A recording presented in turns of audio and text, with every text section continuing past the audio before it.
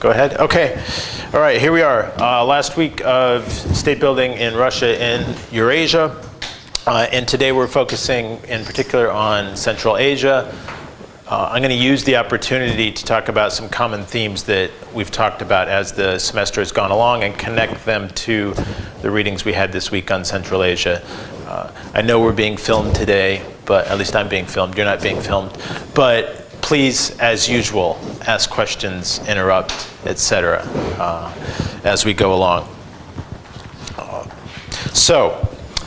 First, I want to go over some of the basics again, as we've been doing as we've moved around the regions, at least very briefly, and then we'll turn to a discussion of 5 different themes that I think are important that have built throughout the entire semester.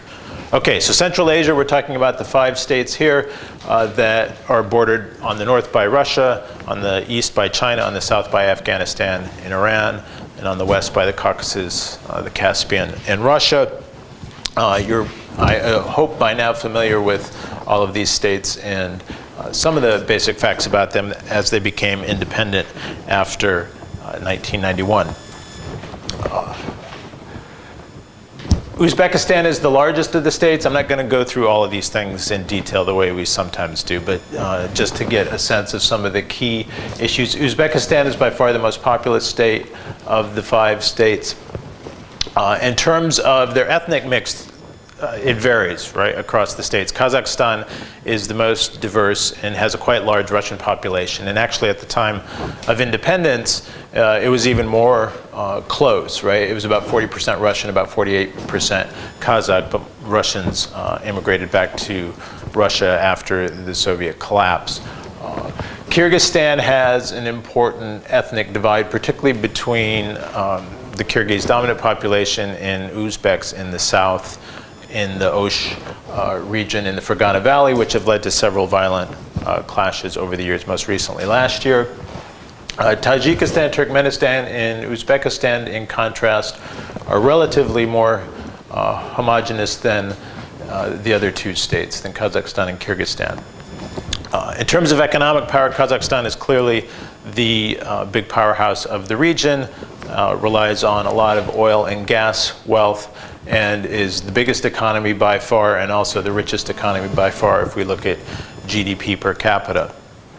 In contrast, the economies of Tajikistan and Kyrgyzstan are 2 of the poorest. In fact, they are the 2 poorest of the former Soviet states. In 3rd place would be Moldova, and then Uzbekistan. So those 2 states are quite poor. Turkmenistan comes kind of in the middle. It also has an enormous amount of natural gas resources in particular. The whole country is basically a thin layer of sand sitting on a bubble of gas. So they've managed to extract quite a bit of resources that way, although not doing as well as Kazakhstan. And Uzbekistan is also quite poor, although it does have some natural resource wealth, some oil, some gold, and it relies heavily on cotton. Politically, all 5 of these countries are quite authoritarian. Initially, they diverged somewhat in that Kyrgyzstan went in a more democratic direction, as some of the readings talked about, but that lasted only really for a brief period of time, and then President Akayev at the time was able to consolidate a more authoritarian regime, although he was overthrown in the Tulip Revolution in 2005, and they've had considerable political turmoil since then. So if we just look at the heads of state, we can see Karimov and Nazarbayev in Kazakhstan and Uzbekistan have been there since before the Soviet collapse. They were the leaders of the Communist Party in the late Soviet period. They became presidents at the end of that period and have been in power ever since, and will probably be in power until they die. Turkmenistan, it actually looks like they've had a recent turnover, which they have, but it's only because the former president died, so that he was unable to remain in power after his death, although I'm sure he would have liked to. If you have read anything about Niyazov and the cult of personality around him and his status as Turkmenbashi, the father of all Turkmen, he had quite a grandiose vision of himself, but he was replaced after his death by Burakmadov, who has remained president since then and seems to have managed to consolidate the control that Niyazov had before. Also in Tajikistan, we have a very long-serving president, Rakhmon, who came to power at the beginning of the period after independence. There was the civil war from 1992 to 1997, which the reading by Markovits in particular talks about. But he has managed to maintain power for the last 20 years as well. The one exception here is Kyrgyzstan. President Atumbayeva, who only came to power last year in the uprisings that overthrew the previous president, Bakayev, and Bakayev came to power after the uprisings that overthrew Akayev. So Kyrgyzstan politically is the most unstable, where the regime has had a hard time over the last decade maintaining one group of rulers in power, and it's quite split actually between the north and the south. Now, constitutionally, within the last year, they've actually amended the constitution to make it a parliamentary republic. So in theory, at least, the prime minister, Atambayev, is the most powerful figure in the country, but in reality now they haven't really made the switch, and in fact they haven't had new elections under the new system, but they allegedly are moving to a parliamentary system of rule. Okay, questions about any of the basics before we move on? Okay, as I mentioned, I'm going to talk about 5 key themes that we've talked about really the whole semester, and then apply each of those independently to Central Asia. First theme, which is somewhat banal, but I think as we've developed through the semester, we've realized the importance of how states are shaped by history. In none of these contexts is there a blank slate in which states can start anew. There are many influences from the past. Hopefully that was clear from the structure of the course, where we had a week on Imperial Russia, a week on the Soviet period, a week on the Soviet collapse, and then another week on the issue of legacies and how Soviet legacies may influence state building in the different countries of the former Soviet space. So it's been embedded in the structure of the course that history is an important aspect of thinking about why states look the way they do in different countries around the world. Obviously, this is important from the theoretical literature as well. If you think back to Charles Tilley's work about war making and state making, and the story that he tells about how initially local violent protection rackets and struggles for control in Europe over time led to a process of war making and state making that led to centralized and strong states in which paradoxically violence was controlled by a more broader set of societal actors, and democracy was instituted under representative governments. So most of the state building literature has developed in response to this literature about Europe. And the story about Europe is very much embedded in this story about its historical development. And so we've seen over the last couple of decades in the writings on state building how people have talked about the development of different regions historically and how that has influenced the way states have developed. So in terms of the region we're talking about, Eurasia, we're going to get to talking about the Mongol Commonwealth. Before I do that, I want to mention the other 5 points we're going to get to, the other 4 points. State building is both an international and domestic phenomenon. Okay, so it has 2 faces to it. The multiple dimensions of stateness, we'll come back to this again. We've talked about this a lot. The heavy influence of informal institutions on state building, which is in some ways a paradox if we think about state building as the building of formal institutions. But as we've seen throughout the semester, informal institutions are very important. And finally, that we can think of states both as independent and dependent variables. That is, we're interested in explaining both why states take the form that they do, and then what the effect of that formation has on other things that we might be interested in. All right, so states shaped by history. This is Genghis Khan, obviously, and when we talked about legacies, we read that article by Steve Kotkin in which he talked about Eurasia as a Mongol Commonwealth. And he was not trying to show that everything that happens in the Eurasian space is somehow directly linked to the history of Mongol control. Obviously, that was not his point, although you often sometimes hear people talk about the persisting influence of the Mongol period on political developments in the region. He was more interested in thinking about the region as a system of imperial exchange, and that's how it grew out of the Mongol period. So the map shows the current boundaries of states in the world, and the dark gray part is the bit that was controlled by the Mongol Empire at the time of Genghis Khan's death in 1227. As we know and as we talked about, it spread into Russia after his death, including subjecting Muscovy to political control.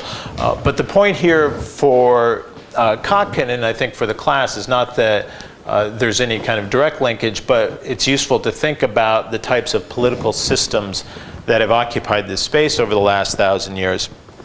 And as Kotkin points out to us, we have a long history of despotic forms of government in the region. So that includes the territory historically controlled by Russia, as well as the territory controlled by China and the political spaces in between. So there's a long history of despotic government in this part of the world, long history of empire in this part of the world, not only in terms of Russia and the Soviet Union, but also one can think of at least parts of China as being subject to imperial control. And the importance, finally, of economic exchange and trade as it links together the different countries throughout this region. When we talked about Russia, and we spent several weeks on moving from Imperial Russia to the Soviet period to the post-Soviet period, we also saw very much how where Russia is today has been influenced by its historical development.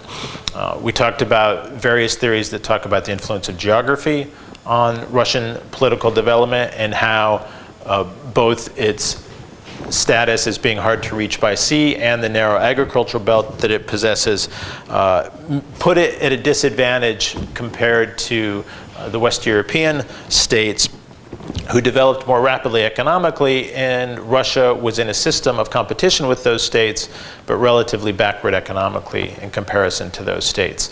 And the literature stresses again and again how that historical and structural situation for Russia influenced its political development and influences the type of state that it has. If you remember the sections we read from Alan Lynch's book about how Russia is not ruled, one of his key theses is that in Russia, both the costs of providing security and the costs of economic production are higher than they were in Western Europe. And that situation led to a particularly autocratic form of state that tried to penetrate society and the economy for its own ends. So it's what Halley refers to as a service state, in which you have a fusion of economic and political power, very strong domination from the center in terms of the relationship between the state and society, and patrimonial relations, both in the sense of the fusion of political and economic power, and patrimonial relations in the administrative sense in terms of how the bureaucracy functioned. Okay, so bless you. So we had this sort of feature of Russia's status in the world system, Russia's historical and political development influencing the type of state that Imperial Russia becomes, and this goes back for several hundred years. Now, if we think about Central Asia more specifically, as we know, the area that we now refer to as Central Asia was incorporated into the Tsarist Empire throughout the course of the 19th century, so this area here. But according to the readings, at least for today, Tsarist rule had relatively minimal effect on the social structure of these regions. These were treated as outlying colonies that were important to control for political reasons, and there was some economic extraction, but there wasn't a grand political and social project to transform these societies under the Tsarist period that we saw in the Soviet period.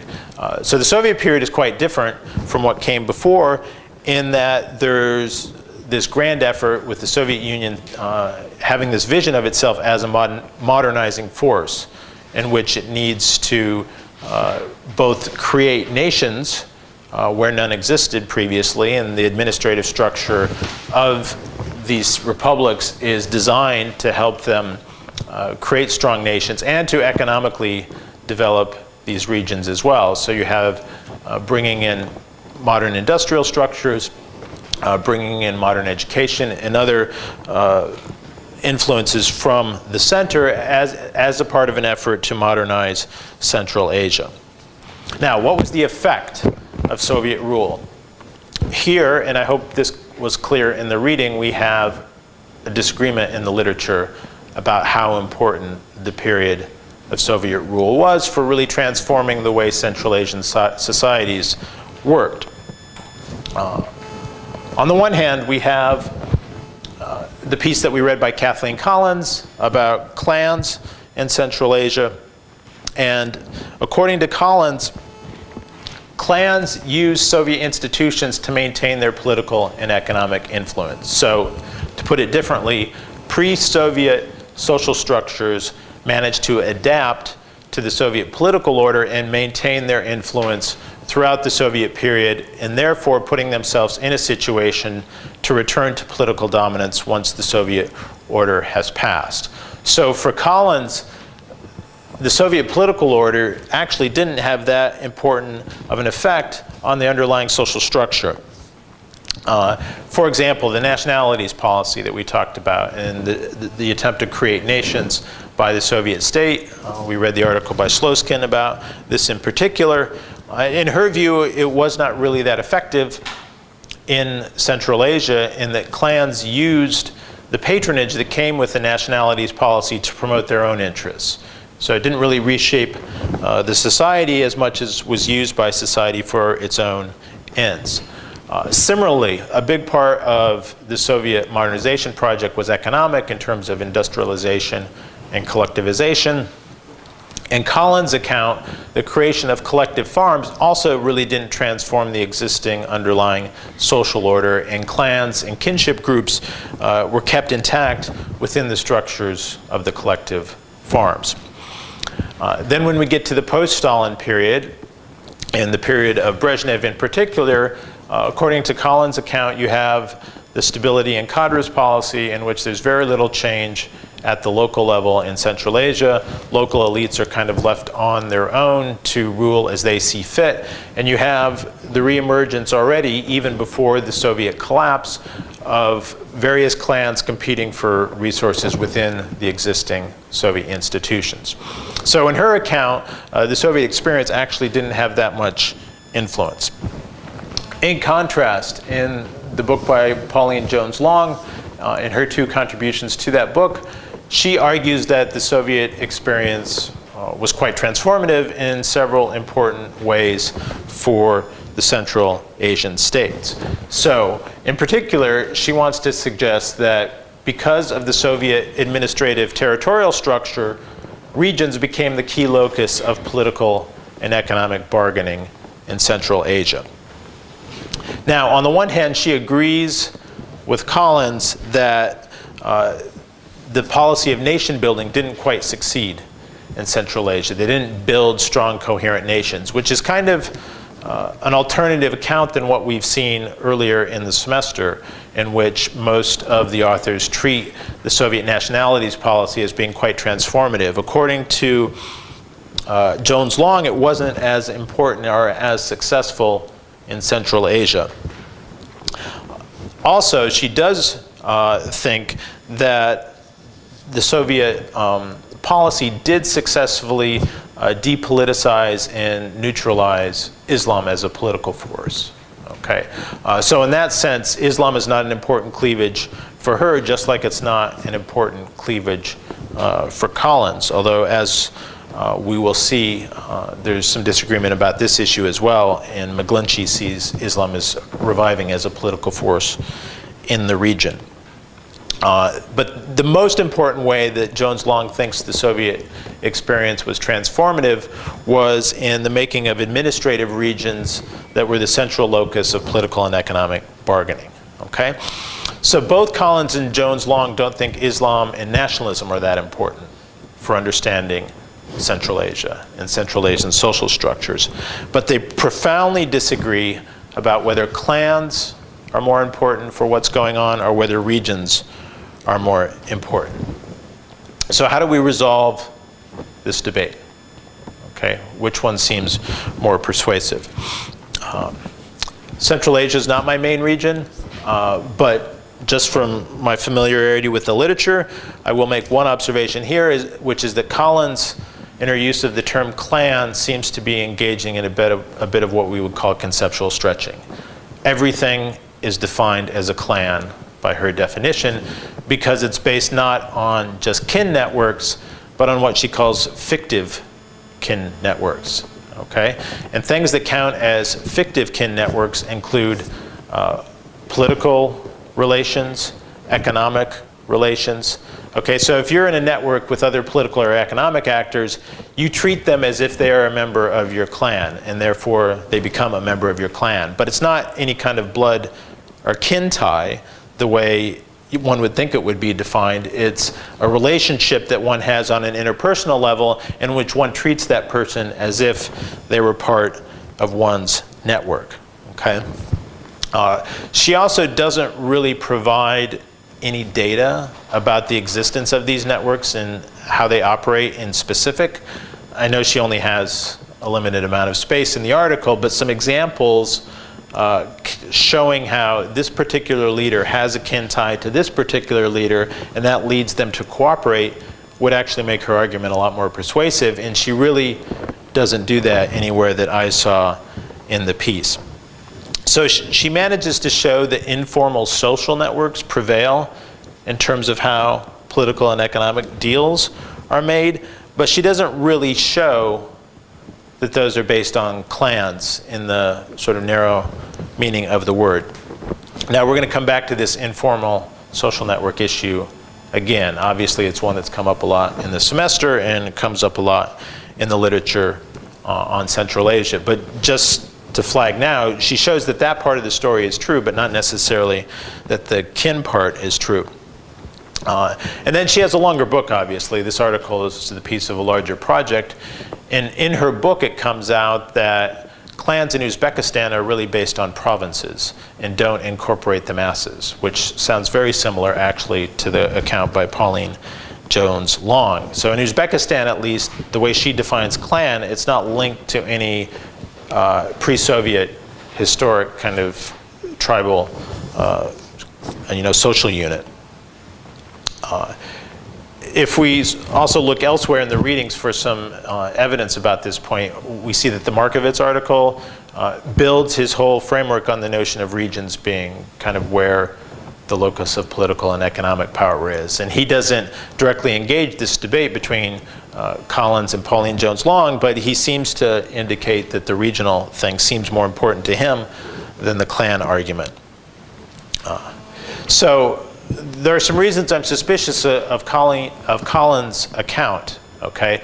But more generally, if we step back from this debate, they both agree that informal social networks, rather than formal institutional structures, are where the important action is in Central Asia, politically and economically. So in that sense, there is some agreement between the two. It's just how they define what the locus of the dispute is, okay?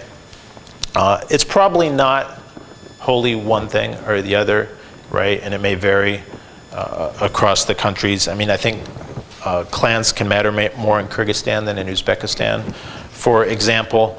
But as we've learned, as we've gone on this semester, there's more value seen in making one very strong argument than making a series of very nuanced arguments. So, right, for Jones-Long, everything is about regions. For Collins, everything is about clans. It's probably more a mix of the two.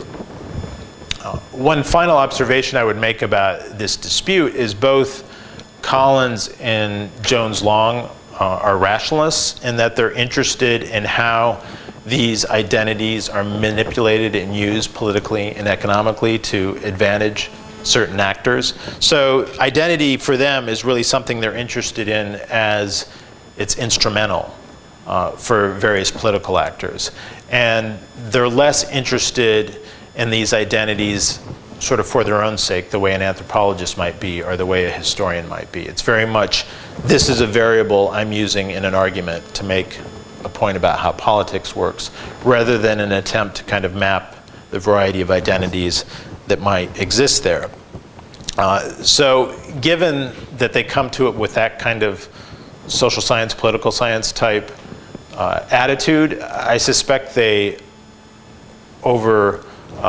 make overly grand claims about these specific identities and really don't quite capture the multiple identities.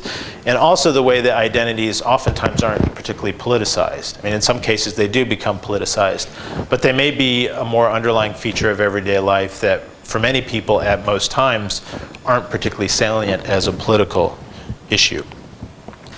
All right, more general point about states as a product of history. We had the creation of 15 new states in the general sort of former Soviet Eurasian space in 1991, but none of them came to the process as a blank slate, and they all had both their pre-Soviet as well as their Soviet experience, which influenced the type of states we end up with in the region. Okay, so they're shaped by geographic factors, historical factors, deeper cultural legacies, etc. So that's point one about the influence of history. Second point, state building is both international and domestic as a phenomenon. So this, of course, is the god Janus, who's facing two different directions. And this notion of states as being Janus-faced is prominent in some of the literature, but kind of neglected in other pieces of it. So if we think about the Tilly piece again, obviously there, as European states are created, the political process of creating control over coercion happens in reference both to external actors and in reference to internal actors. And eventually you have the division of state coercive structures into the army that fights external enemies and the police that maintain social order domestically. So in his story you have a very clear account of how states are both created in relation to their underlying societies and in relation to external actors. Okay, so it's both an international and domestic phenomenon. Theda Skocpol, in her book on states and social revolutions, which we didn't read but we read something else by her, also sees states as these Janus-faced things with both international and domestic components. So her explanation for why they have social revolutions in communist China and the Soviet Union, well, Tsarist empire leading to the Soviet Union and the French Revolution, is partially about weak states facing stronger international competitors and how that can lead to social revolutions. So for her story, also, it's this international and domestic combined that really matters for state building. Now, other things we've read this semester, in fact, a lot of the literature really, I think, ignores the international dimensions of state building, or at least downplays it and doesn't make it a primary part of what they're talking about. And you can see that in a lot of the literature that we read for this week and a lot of the literature we've read previously, and even I would say in my own book, I really don't spend a lot of time talking about the international system. It's really about the internal thing. So it's, since my own book is partly culpable of this, I'm not going to say it's necessarily wrong, but it's probably incomplete in some respect, right? To only focus on the domestic piece of it. So I want to talk a bit about Central Asia in its international context. We'll continue to do domestic as we go along by pulling out the bits of the readings that talk about Central Asia in its international context and how that influences state building. So why are there 5 new states in Central Asia in the first place? They're there because they're recognized by the international system when the Soviet Union collapses. And we've talked about a variety of explanations for why the Soviet collapse came about. But it's striking that the 15 states that appear, as we've discussed, very much completely match onto the 15 republics of the Soviet Union. So part of the reason that these 5 republics become 5 independent states is the international system makes a decision that they're going to recognize them, and they don't want any drawing of new borders, which would greatly complicate the process of both state building and might lead to further violent conflict in the region. Okay, so they recognize these states that are formed on the basis of the segmented states that already existed in the Soviet Union. And therefore, they become juridical states. So the 5 Central Asian states are juridical states that are recognized by the international system. Now, if you remember the article we read about African states by Jackson and Rosberg, stateness has both this juridical component in terms of whether the international system recognizes these states, and it has an empirical component, whether the rulers in this country actually have the capacity to implement their decisions throughout the territory that they claim to rule. And the claim about Africa was that many of these states are juridical. They exist in the international system, but they don't really control their own territories the way we think of a Weberian state as doing. Okay? So, what about in Central Asia? The most obvious case of a juridical state without being an empirical state is Tajikistan from 1992 to 1997 during the period of the Civil War. By definition, there was not a state with a monopoly of legitimate violence in that territory. There were competing armed groups struggling for power. And if we look at, this is Tajikistan, in terms of its percentile ranking in political stability and absence of violence.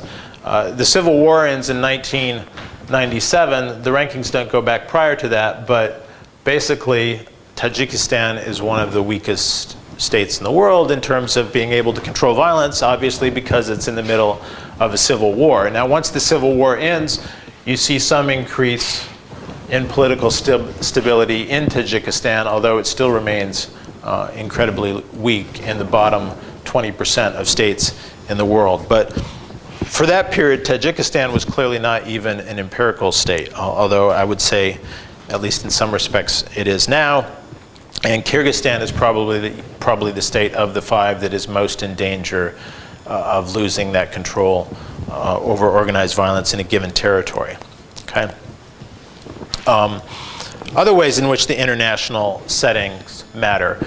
One of the things that Jones Long mentions, which I think is prominent in the course, but kind of in a sort of underhanded way, is the extent to which international models of what a state should be and what a state should do influence state trajectories in Central Asia. And this is true in other parts of the world too.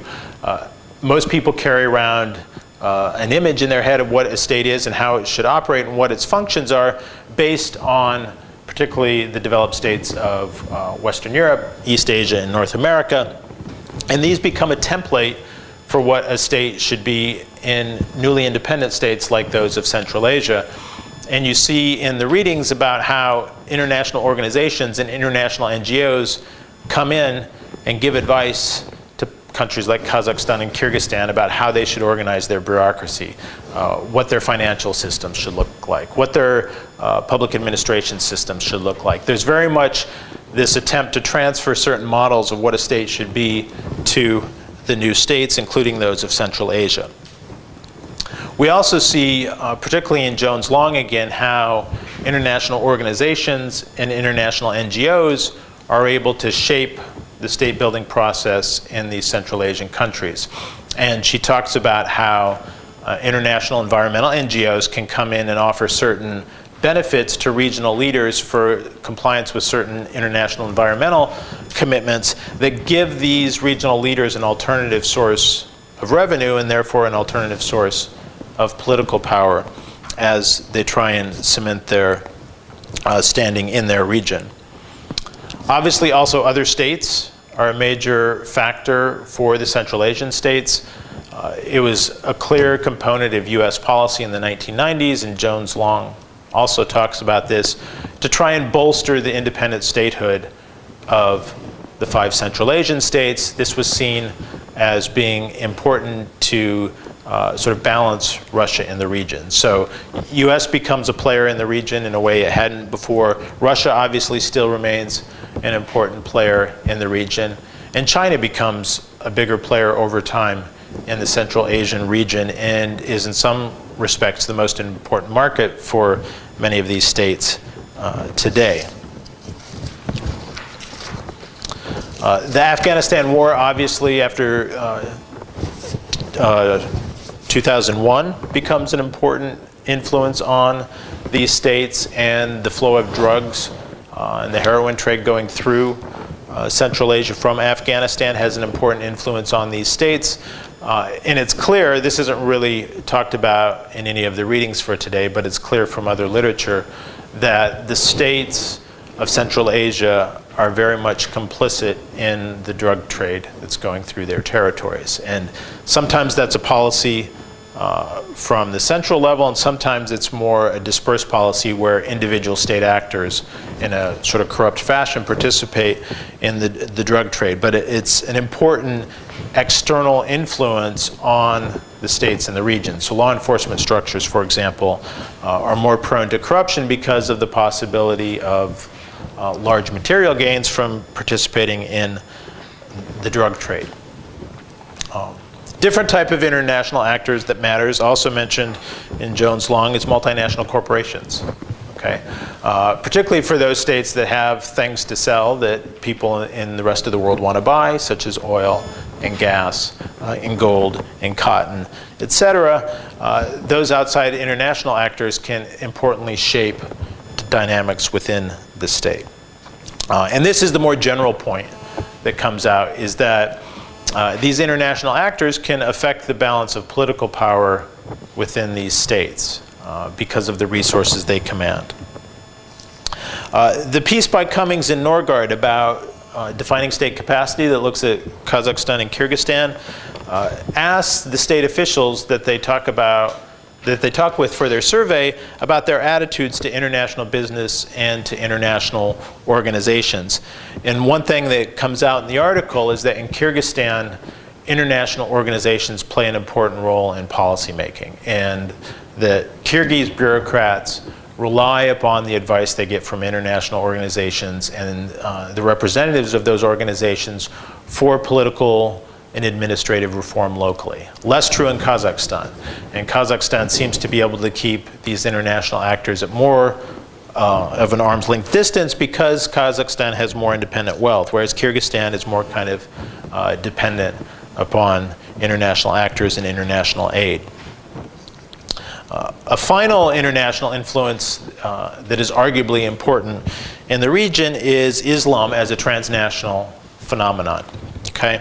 Now, Eric McGlinchey in his article about Kyrgyzstan discusses the various arguments about the influence of Islam in the region and largely rejects the idea that transnational Islamic political movements are that important for what's going on in Kyrgyzstan. And he locates the turn to mosques and to Islamic charities not because of the influence of these international movements, but because the weakness of the Kyrgyz state makes people turn to non-state sources of social support.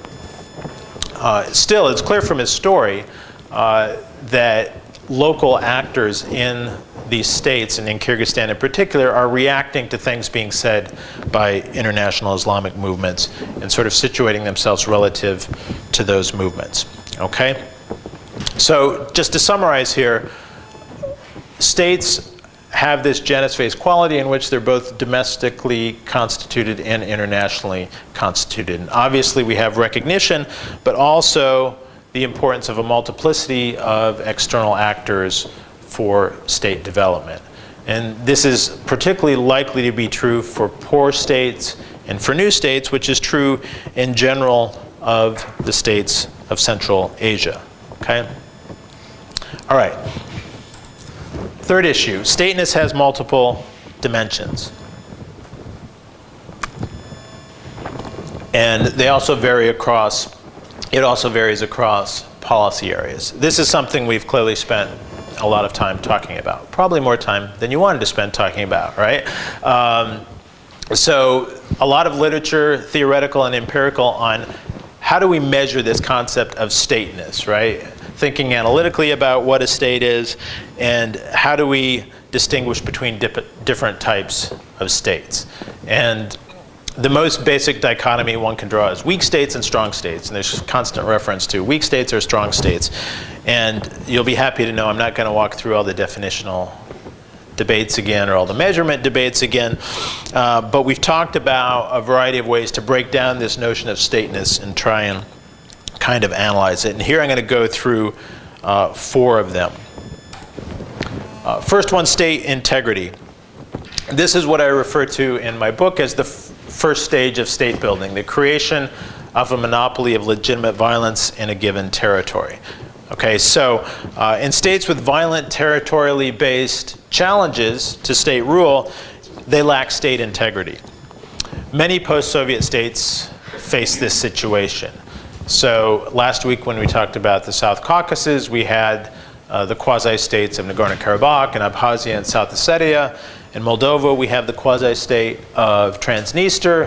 Russia has violent territorial challenges in the North Caucasus region and in Chechnya in particular in the 1990s.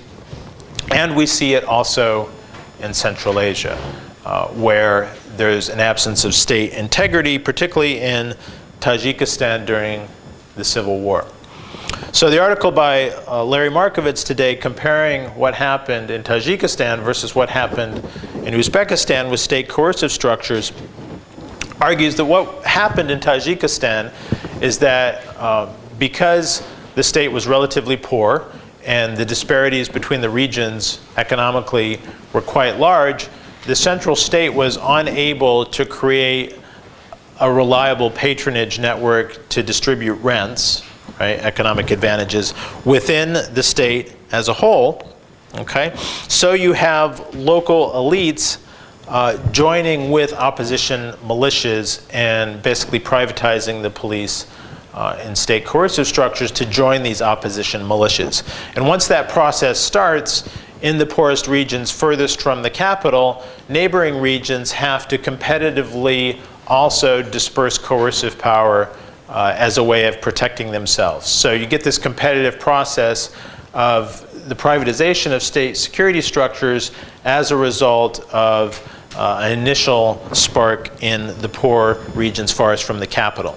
Okay? So the key issue for Markovits is the unequal distribution of economic rents in the system and the inability of the central state to control that process. So the basic idea here is Tajikistan was simply too poor and too unequal across the regions, and the state was too weak to create a sort of robust patronage network connecting the regions and the localities with the central state, and this leads to civil war along regional lines. Okay?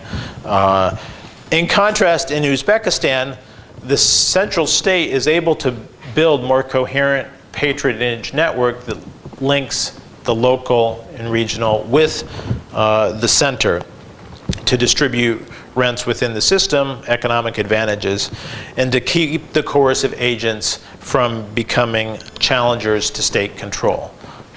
So in Uzbekistan, in some sense, state coercion is also privatized, but it's privatized by regional elites as part of this corrupt structure that takes resources from society, but then they are distributed within a larger patronage network within the country.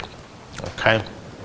So you have this distinction between the way it develops in the two countries, but more generally the point is here is Tajikistan is clearly a case in the 1990s of a state lacking the sort of first stage of state building or state integrity. Second issue, the issue of state capacity. This is the most commonly examined issue in the literature on state strength. And in fact, in some ways, it's a synonym for state strength for many people. When they're talking about state strength, they mean state capacity, or what Michael Mann refers to as infrastructural power. And all of the readings for today about Central Asia have something to say about this issue of the capacity of Central Asian states.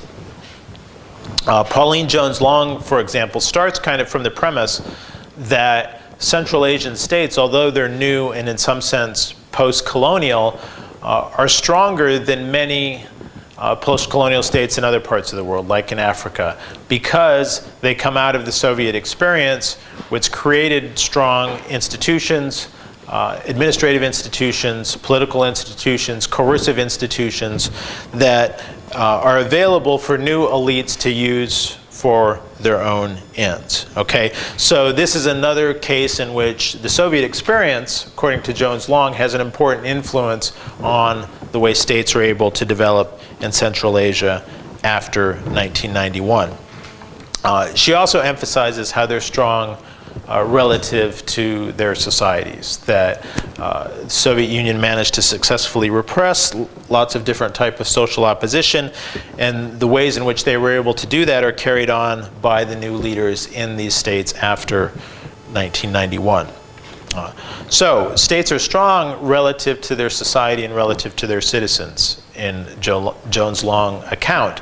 On the other hand, they're weak in another area of capacity, which is their ability to formulate policies and policy goals and then implement them throughout their territory in a coherent way.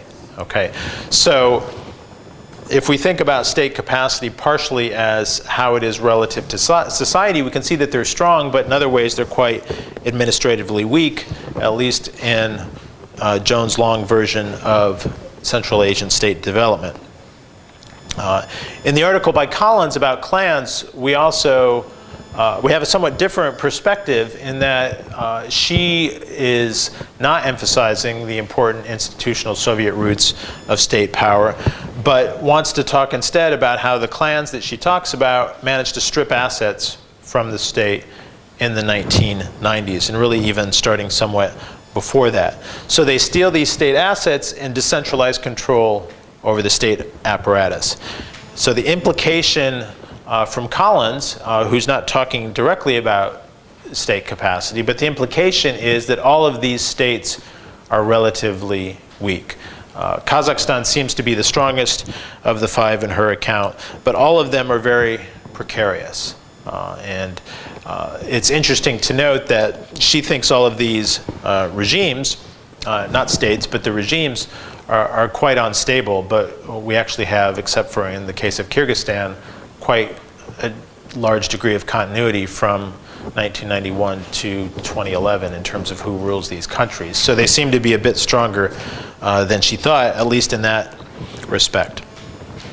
Now, the piece by Cummings and Norgard about Kyrgyzstan and Kazakhstan is entirely about state capacity, and they're not happy with just the concept of state capacity on its own, right? It has to get more complicated. It has to be broken into its own different pieces. So they've got ideational capacity and political capacity and technical capacity and implementation capacity, all of which they want to evaluate in these two countries.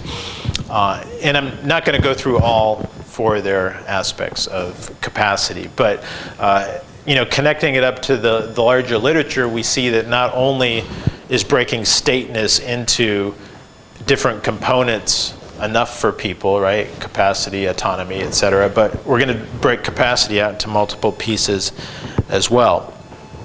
I'm actually sympathetic, by the way, to their notion of ideational capacity, in which they talk about the degree to which state officials sort of see the state as legitimate and feel that they have a sense of mission as they go about their job. This is one of the things that I argued was kind of missing in the power ministries in Russia throughout most of the post-Soviet period, which had important implications for state capacity.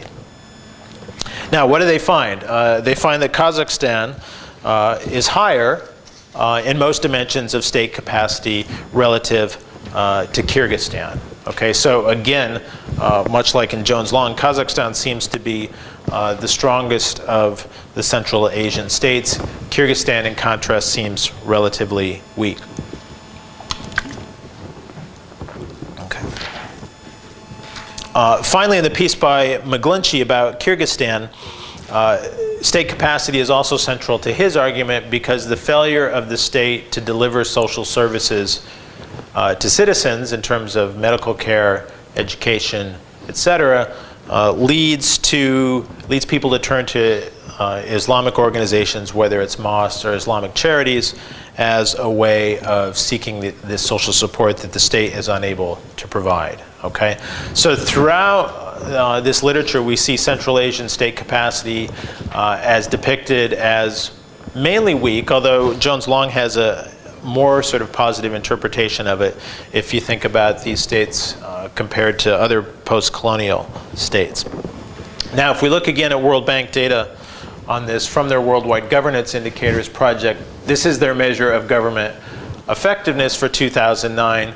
And what we see is a great deal of variation in the region, with Kazakhstan being a relatively effective state. And it's actually, if we looked at the regional average for the former Soviet Union, Kazakhstan would be one of the better performing states in the region, whereas Turkmenistan, Tajikistan, and Kyrgyzstan are all relatively weak in terms of their government effectiveness, according to World Bank rankings from 2009. And Uzbekistan is somewhat in the middle here, okay? So as we've seen, as we've sort of gone around the former Soviet space, we see not only a great deal of variation within the 15 states, or even the 12 states, if we leave the Baltics aside, not only a great deal of variation within that group, but even regionally.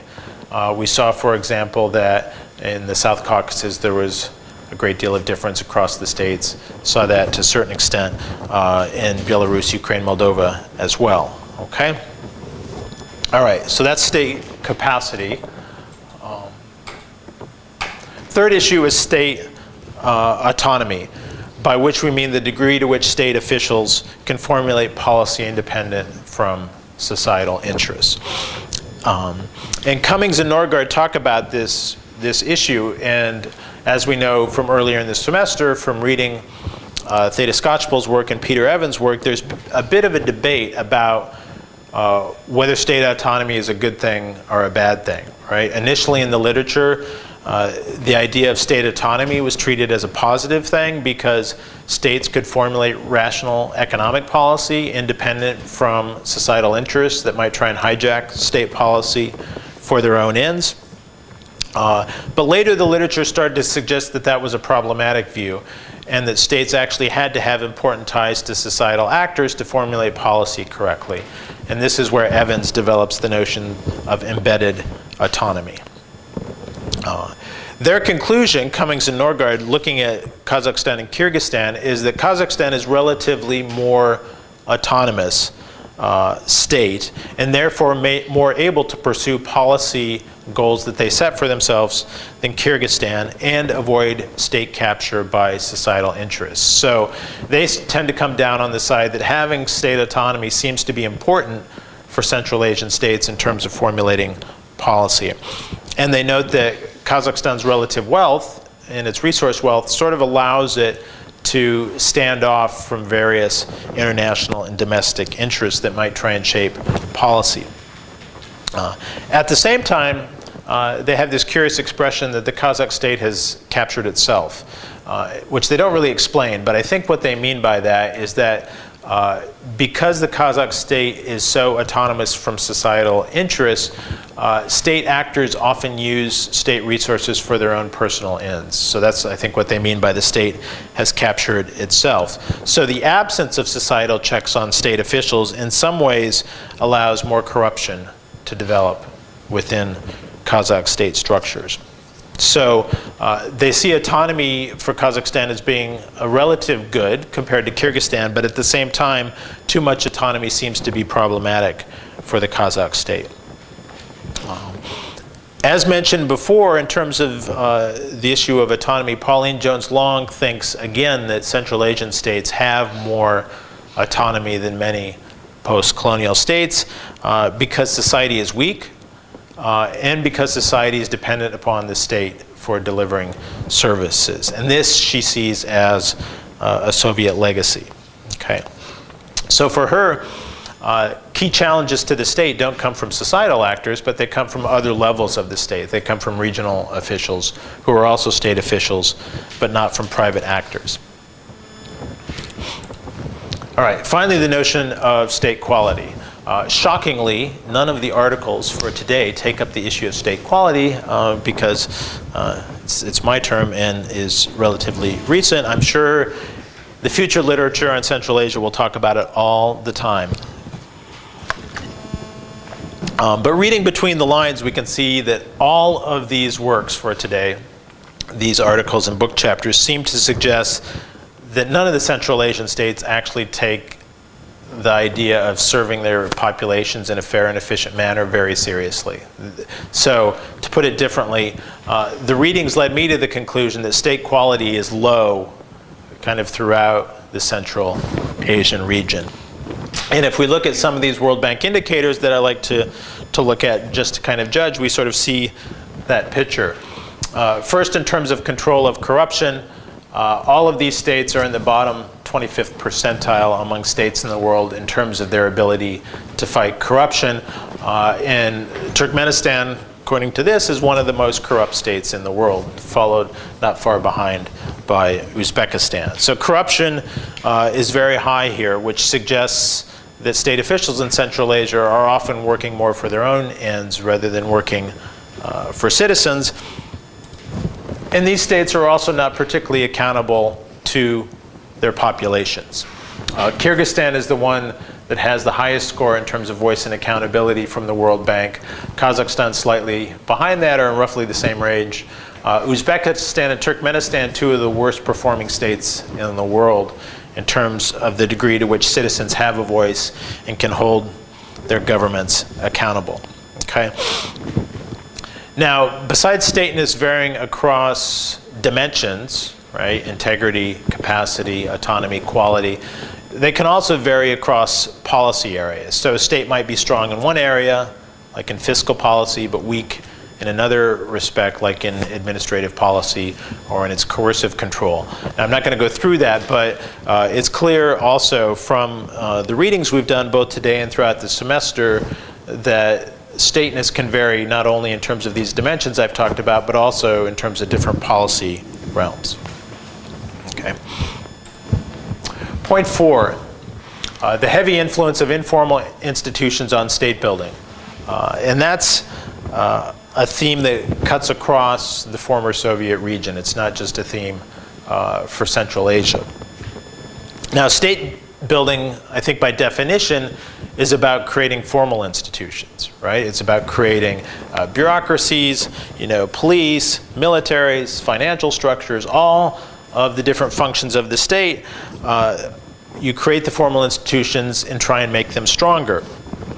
And your ideal Weberian state is a pure bureaucracy in which state officials are guided by laws and formal rules and regulations and standard procedures.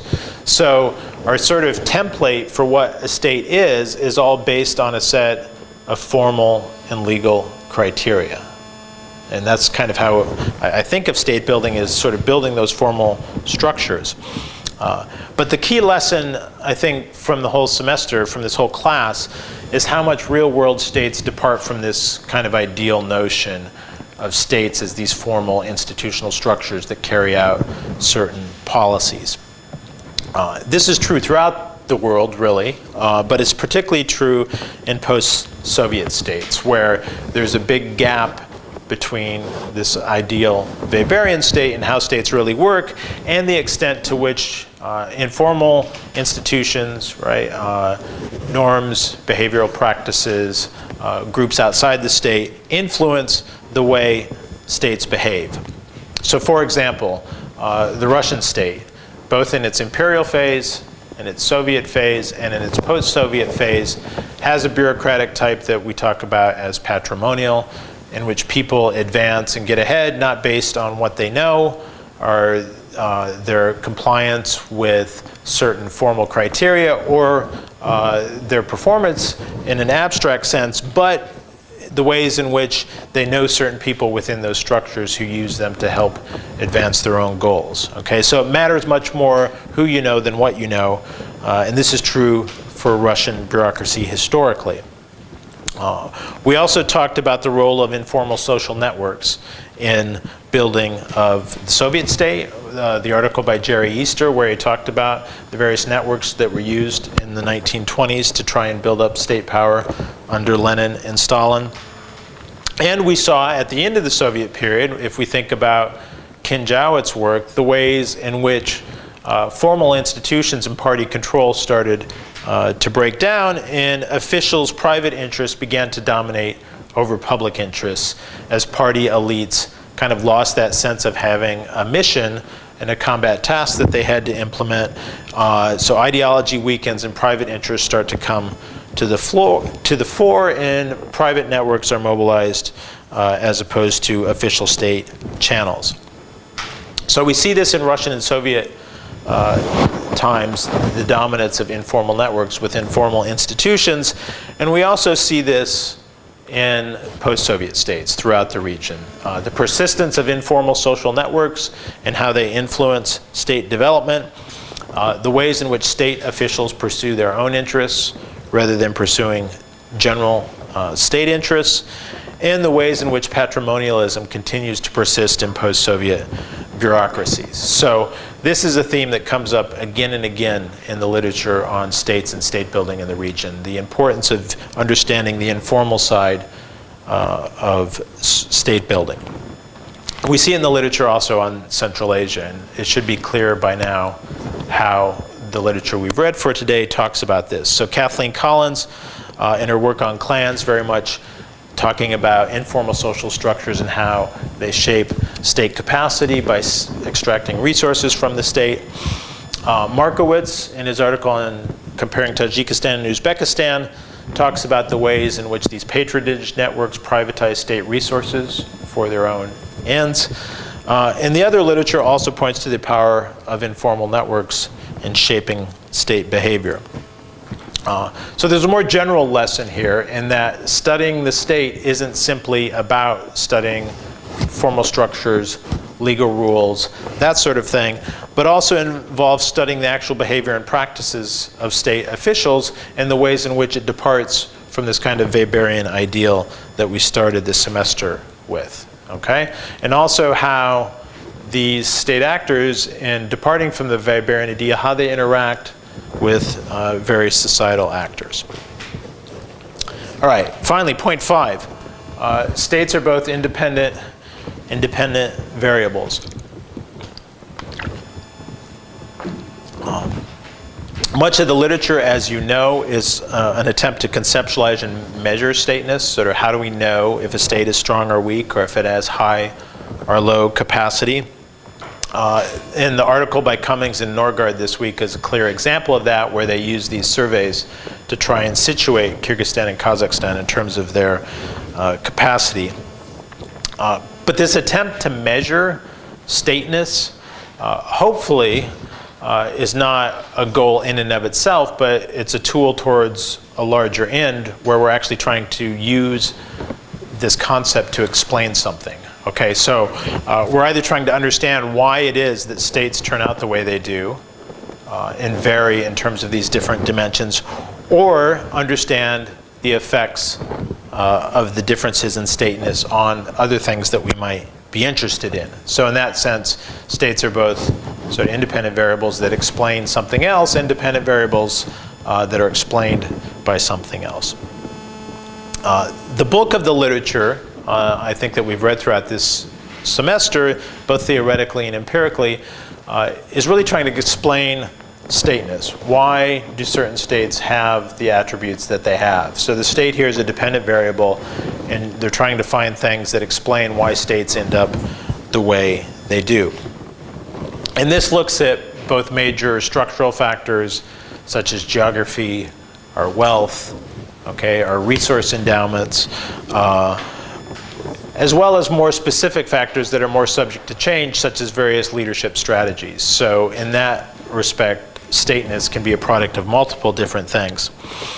Now, in the literature on Central Asia, much of it is, well, at least particularly the Pauline Jones-Long piece, is about how the Soviet legacy has shaped the type of states we have today. So if she's trying to explain why Central Asian states look the way they do by going back to history, okay, and using certain features of that historical past to explain how states look today. Collins also wants to look to something from the past, even the pre-Soviet past, the dominance of clans, as something that leads to the weakening of the state. So what happens to the state is explained by the influence of these clans. Markowitz, similarly, in his piece on security structures, he wants to understand why these state security structures break apart. Okay, so he's trying to explain something that happens to the state, whereas hold together in other places. And he contrasts Tajikistan and Uzbekistan to come up with an explanation for why these states differ. Now, in general, and also the literature for this week, there's less stuff written about treating the state as an independent variable, right? Something that causes something else that we might be interested in. And in some sense, that's probably an underdeveloped part of the literature, although it's definitely out there. So for example, the Popov article that we read trying to explain different trajectories of economic performance in the post-Soviet space, one of the key things that he argues affects economic performance is the existing institutional capacity of these states at the time of independence in 1991, 1992. So there, right, state capacity is an independent variable that explains economic performance. In the literature for this week, it comes out most in the article by McGlinchey, this treating of a state as an independent variable that's explaining something else. So the thing he's trying to explain is what he calls Islamic revivalism in Kyrgyzstan. And he wants to know why people seem to be turning more to mosques and Islamic charities.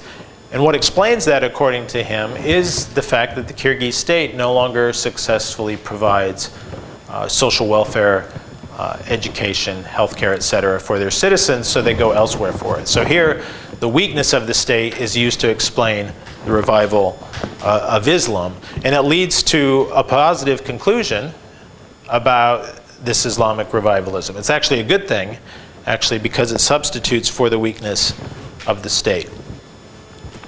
All right? So, to conclude, and these are only 5 of the most general points that we could point to that we've talked about as the semester goes on. There are other issues that we've also talked about repeatedly that I didn't go into today, such as the relationship between state building and nation building, also clearly important. But here are 5 sort of general themes I want you to take away from the class. First, the way in which state development is shaped by history. Second, the way state building is both an international and domestic phenomenon. Third, the way stateness has multiple dimensions. Fourth, the heavy influence of informal institutions on state building. And fifth, that states can be treated both as independent variables, something to explain as well as something that explains something else. These 5 different features of the state building process are clearly central to thinking about states and state building in Eurasia. All right, lecture finished.